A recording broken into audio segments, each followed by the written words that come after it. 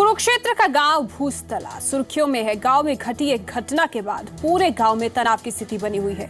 Ground zero से देखिए जी media संवाददाता राकेश रोहिला की ये रिपोर्ट।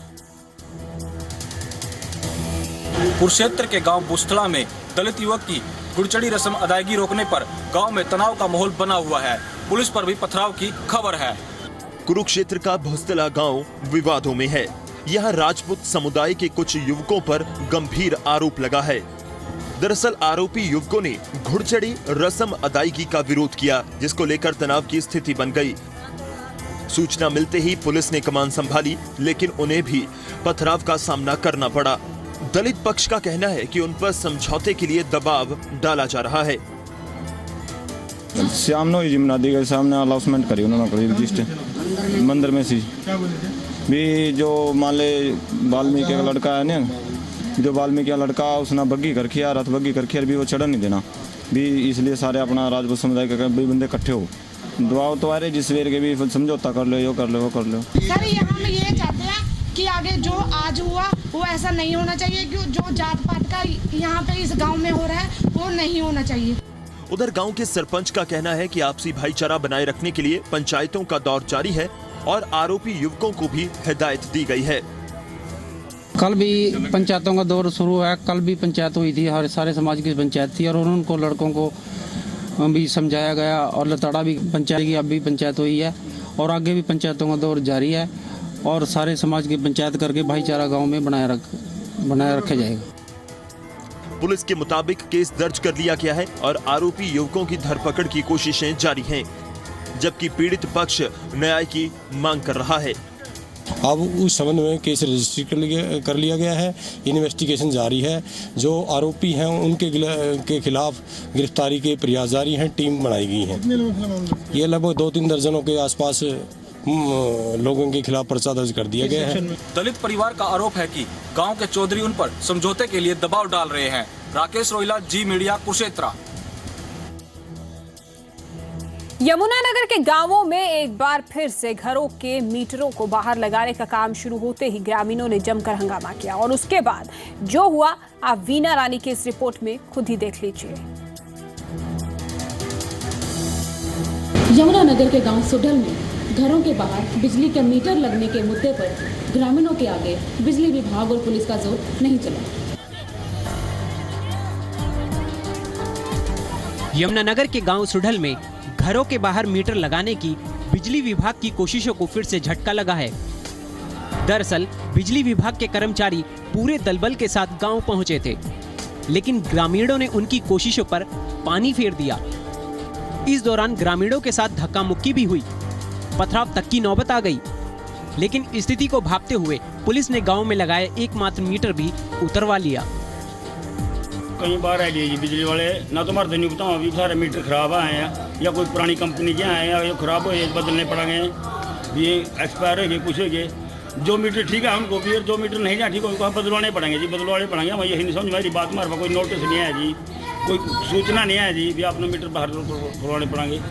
बस अपनी स्कीम चला रही जी, अपने जब तक कर रहे जी हमारे साथ। मौके पर 2 ड्यूटी मजिस्ट्रेट, 2 डीएसपी और 5 एसएचओ पूरे दलबल के साथ बिजली विभाग कर्मियों की मदद के लिए मौजूद थे, लेकिन ग्रामीणों के गुस्से के आगे एक ना चली। फिलहाल बिजली विभाग ने ग्रामीणों को 8 दिन का समय दिया है। हम मीटर विरोध कर रहे इस योजना का। हरियाणा जो जगमग योजना है उसके तहत हर गांव में ये बिजली के मीटर है, बाहर लगने हैं सारे। तो ये अपना टाइम मांग रहे हैं, हम सारे काम सहमति करके और हमारे को टाइम दिया जाए, उसके बाद हम आपको बताएंगे।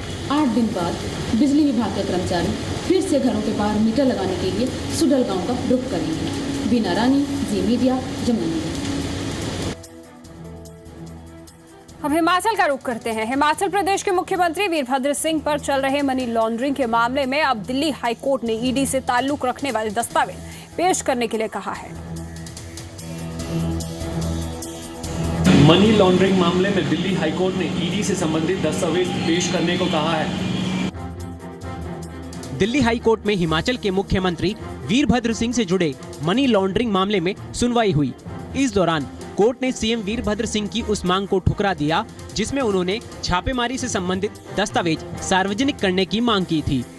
कोर्ट ने सुनवाई के दौरान कहा कि रीजन टू बिलीव डॉक्यूमेंट सार्वजनिक नहीं किए जा सकते, क्योंकि इससे एजेंसी की जांच पर असर पड़ सकता है। हालांकि दिल्ली हाई कोर्ट ने ईडी से कहा है कि वो मामले से संबंधित दस्तावेज सीलबंद लिफाफे में कोर्ट को सौंप दे। मामले की अगली सुनवाई 31 मई को होगी। वीरभद्र सिंह ने याचिका लगाई थी कि ईडी ने सर्च के दौरान जो फाइलें जब्त की हैं, उनके आधार पर जारी किया गया नोटिस गलत है। वीरभद्र सिंह ने नोटिस का जवाब ये कहकर नहीं दिया था कि पहले ईडी ये बताए कि वो कौन से कागज हैं। बाद में उन्होंने ईडी के नोटिस को हाई कोर्ट में चुनौती दी थी। हालांकि कोर्ट ने कहा है कि रीजन टू बिलीव डॉक्यूमेंट को कभी भी सार्वजनिक नहीं किया जा सकता है। पंकज कपाई के साथ संदीप सिंह, जी मीडिया, मनाली। हिमाचल प्रदेश के परिवहन मंत्री जीएस बाली ने सूबे में आए दिन हो रहे सड़क हादसों को लेकर कहा कि ये बेहद दुख का विषय है। उन्होंने कहा कि मंत्रियों का रोड सेफ्टी काउंसिल हादसों को रोकने के लिए काम कर रहा है। हिमाचल में पिछले दिनों हुई बड़ी सड़क दुर्घटनाओं पर सूबे के परिवहन मंत्री जीएस बाली ने दुख व्यक्त किया है। उन्होंने सड़क दुर्घटनाओं को रोकने के लिए जरूरी कदम उठाने की बात कही है। हिमाचल प्रदेश में बढ़ रही सड़क दुर्घटनाओं पर लगाम कब लगेगी? इस सवाल का जवाब हर कोई जानना चाहता है। प्रदेश सरकार अपनी तरफ से कोशिश तो बहुत करती है, लेकिन उसकी हर कोशिश नाकाम साबित हो जाती है। पिछले कुछ दिनों में लगातार हुई बस दुर्घटनाओं ने प्रदेश की टेंशन को बढ़ा दिया है। प्रदेश के परिवहन मंत्री जीएस बाली ने इन दुर्घटनाओं पर दुख जताया है। साथ ही उन्होंने बताया कि चंबा में हुए सड़क हादसे में ड्राइवर की लापरवाही सामने आ रही है, लेकिन रिपोर्ट आने के बाद ही कुछ कहा जा सकता है। कि इसमें रोड सेफ्टी काउंसिल में ग्रुप ऑफ मिनिस्टर में हम लोग बड़ा काम कर रहे हैं। उसकी रिकमेंडेशन जो है जो हम गवर्नमेंट ऑफ इंडिया को देंगे, मंत्री जी को देंगे। ग्रुप ऑफ मिनिस्टर में उसमें secretary government of India transport आते हैं कि केयरलेस ड्राइविंग के खिलाफ जो है एक बड़ा बयान हम लोग छेड़ रहे हैं। अभी मैंने कहा कि मोबाइल अगर कोई इस्तेमाल करेगा तो उसकी जो वीडियो फिल्म बना के भेजेगा, हम उसको 1000 रुपया इनाम देंगे। और उसके लिए मैं पूरे हिमाचल की जनता से भी अपील करता हूँ, प्राइवेट सरकारी सब के लिए। कियोग सड़क हादसे पर जीएस बाली ने बताया कि मारुति कार को बचाने के लिए ड्राइवर ने सड़क पार की थी, जिसके चलते बस खाई में जा गिरी। इस बीच प्रदेश के परिवहन मंत्री ने राज्य की भौगोलिक स्थिति को देखते हुए 4000 की ऊंचाई वाली सड़कों पर क्रैश बैरियर लगाने की बात कही है। दिल्ली एरिया की जो समस्याएं हैं वो उसको हम बड़े पैमाने पर वहाँ डिस्कस करेंगे। स्पेशली जो 4000 फुट से ऊपर है, हमारी टोपोग्राफी ऐसी है, जब भी बस गिरती है तो काफ़ी नीचे चली जाती है, तो उससे नुकसान हो जाता है। तो ये क्रैश बैरियर जब तक लगाए जा सके, 4000 से ऊपर क्रैश बैरियर GOI से मांगे हम, ब्लैक स्पॉट्स के ऊपर काम हो, और किसी तरीके से सारी एजेंसी इकट्ठे होकर काम करें। प्रदेश सरकार ने टोल फ्री नंबर 9418000529 जारी किया है, जिस पर फोन कर यात्री ड्राइवर की लापरवाही की शिकायत कर सकते हैं।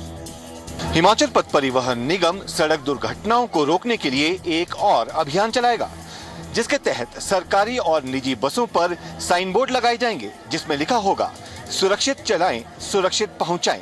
मोहित प्रेम शर्मा, जी मीडिया, शिमला।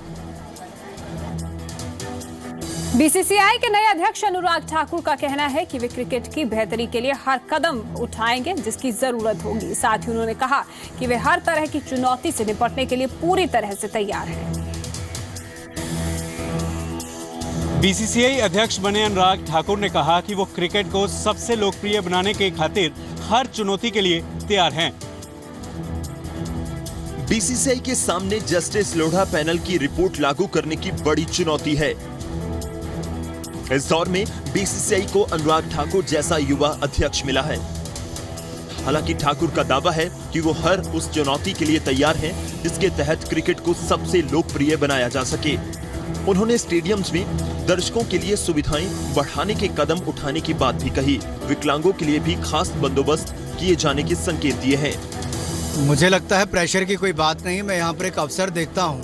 बीसीसीआई हर वो कदम उठाने जा रही है और मैंने कल भी कहा कि हम फैन एक्सपीरियंस को बढ़ावा देने के लिए स्टेडियम्स में सुविधाओं को बढ़ाएंगे। एरिया ये मार्क किया जाएगा जहां पर बुजुर्ग लोग, अपंग, उनको बैठने की व्यवस्था की जाएगी। हर सीट का नंबर होगा ताकि जिस नंबर की टिकट आपके पास है वहां पर आपका बैठने का अधिकार होगा। अनुराग के दिमाग में क्रिकेट के साथ साथ कई चीजें चल रही हैं। उन्होंने बताया कि बीसीसीआई सोलर एनर्जी के उत्पादन पर फोकस करेगा। बारिश के पानी को बचाने के साथ पर्यावरण संरक्षण को भी बढ़ावा दिया जाएगा। और इसके अलावा 100 करोड़ रुपए का प्रावधान किया गया है, जिसके अंतर्गत हम स्टेडियम्स का एनर्जी ऑडिट करवा के वहाँ पर सोलर पैनल्स लगवाएंगे, बिजली का उत्पादन करेंगे, एलईडी का इस्तेमाल करके खपत कम करेंगे और सीवरेज ट्रीटमेंट प्लांट्स लगाकर उस पानी का उपयोग करेंगे और सोलर और रेन वाटर हार्वेस्टिंग करके पानी की बचत करेंगे। अनुराग ठाकुर ने भावी रोड मैप का जिक्र करते हुए जता दिया कि वो क्रिकेट के जरिए पर्यावरण संरक्षण और बिजली उत्पादन पर भी फोकस करना चाहते हैं। पंकज कपाही, जी मीडिया, दिल्ली। बीसीसीआई अध्यक्ष बनने के बाद अनुराग ठाकुर दिल्ली स्थित अपने आवास पर पहुंचे तो उनका जोरदार स्वागत हुआ। अनुराग ठाकुर ने कहा कि हिमाचल को उनसे खास उम्मीदें हैं और वो इन उम्मीदों पर खरा उतरने की पूरी कोशिश करेंगे। नए बीसीसीआई अध्यक्ष अनुराग ठाकुर ने हिमाचल से पूर्ण सहयोग मिलने की उम्मीद जताते हुए इसी साल धर्मशाला में टेस्ट मैच करवाए जाने की बात कही है। बीसीसीआई अध्यक्ष बने अनुराग ठाकुर से हिमाचल को खास उम्मीदें हैं। ठाकुर भी उन उम्मीदों पर खरा उतरने का दावा कर रहे हैं। जी पंजाब हरियाणा हिमाचल से बातचीत में उन्होंने कहा कि जो नहीं कर पाए उसे भविष्य में किया जाएगा। उन्होंने इसी साल हिमाचल में टेस्ट मैच कराए जाने की बात भी कही। साथ ही उम्मीद जताई कि हिमाचल से उन्हें पूरा सहयोग मिलेगा। भविष्य में करवाएंगे, जो कई कारणों से नहीं हो पाया। मैं आशा करता हूँ भविष्य में पूरा सहयोग हिमाचल से मिलेगा। और हिमाचल का स्टेडियम तो दुनिया का सबसे खूबसूरत स्टेडियम है।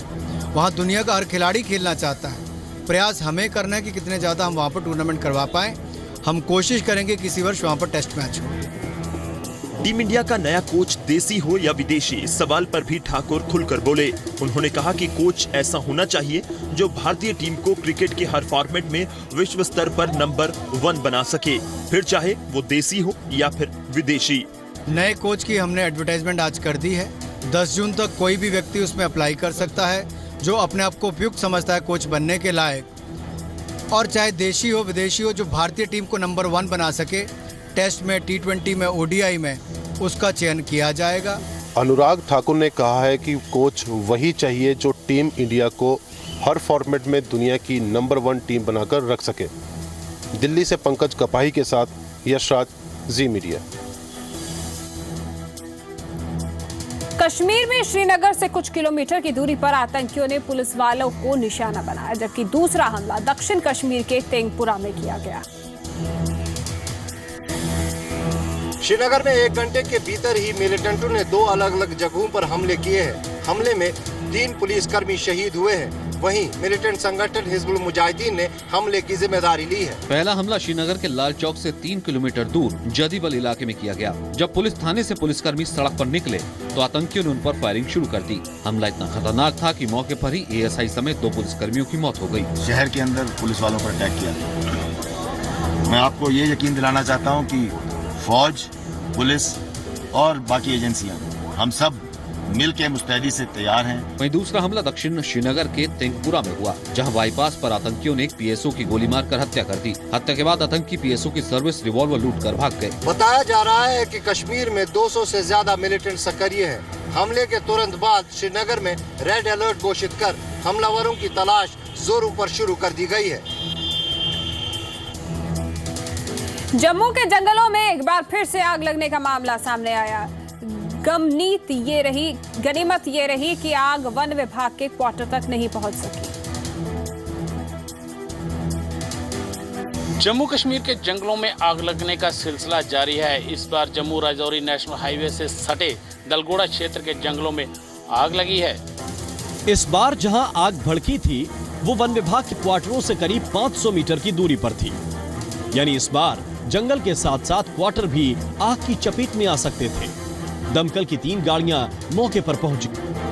दमकल कर्मियों ने आग को बुझाने की कोशिश की और किसी तरह आग को क्वार्टर की तरफ बढ़ने से रोका, लेकिन जंगलों में लगी आग पर काबू नहीं पाया जा सका और देखते ही देखते आग ने भीषण रूप ले लिया। जैसे ही आग लगी हमें इमीडिएटली पता चल गया इसका और स्टाफ इमीडिएटली मोबिलाइज हो गया। जैसे आप देख रहे हो फॉरेस्ट प्रोटेक्शन फोर्स का भी स्टाफ है और हमारा स्टाफ भी है। इसमें सोशल फॉरेस्ट्री के भी कुछ लोग यहाँ पर आए हुए हैं। दरअसल विभाग के कर्मियों ने आग को उस वक्त बुझाने का काम शुरू किया जब आग क्वार्टर की तरफ बढ़ रही थी। कुछ स्थानीय लोग भी मदद करने आगे आए, लेकिन दलोगड़ा क्षेत्र के इन जंगलों में चीड़ के पेड़ों की संख्या ज्यादा होने के चलते आग पर काबू नहीं पाया जा सका। बड़ी संख्या में पेड़ पौधे जल गए। इतना ही नहीं, जंगलों में रहने वाले जीव जंतुओं पर भी इसका असर पड़ रहा है। हमारे पास कहीं से भी फोन आ जाते हैं, इवन लोकल लोग भी काफ़ी इसमें अहम भूमिका निभा रहे हैं और फायर वॉचर्स भी हमारे अहम भूमिका निभा रहे हैं। जैसे कोई इंसिडेंट होता है, धुआं दिखता है, हम तुरंत इमीडिएटली स्पॉट पे पहुंच जाते हैं। आपको बता दें कि इससे पहले भी जम्मू कश्मीर के जंगलों में आग लग चुकी है, जिसके चलते लाखों रुपए की वन संपदा को नुकसान पहुंचा है। रविंद्र श्रीवास्तव, जी मीडिया, जम्मू।